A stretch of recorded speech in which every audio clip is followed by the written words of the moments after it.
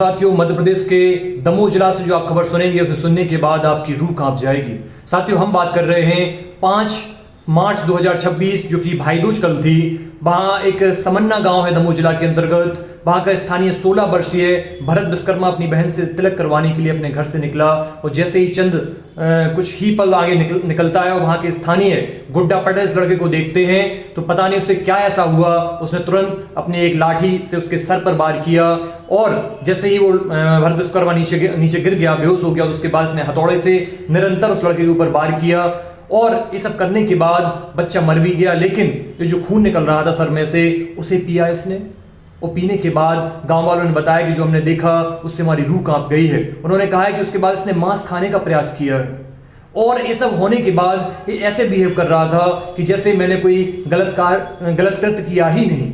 ये सच में इसके मेंटल डिसऑर्डर की पहचान है। साथियों, मैं आप लोगों को स्पष्ट कर देना चाहता हूं, ये जो गुड्डा पटेल है अभी कुछ समय पहले ही अपनी पत्नी की हत्या के मामले में जेल की सजाएं काटकर बाहर आए हुए हैं। काफी लंबे समय से जेल में थे, अभी बाहर आ गए हैं। तो यहाँ के स्थानीय जो मुख्य पुलिस अधीक्षक हैं दमोह के, उन्होंने बयान दिया है कि एक पांडे जी हैं, उन्होंने कहा है कि ये इनका मेंटल डिसऑर्डर कोई इनकी जांच चल रही है, हो सकता है मानसिक तौर पर कुछ बीमार हो।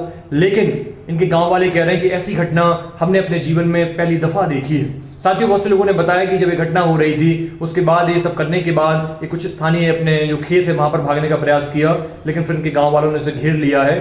तो उसके बाद वो नॉर्मल बिहेव कर रहा था, जैसा कि आप लोगों ने अभी वीडियो में देख लिया है।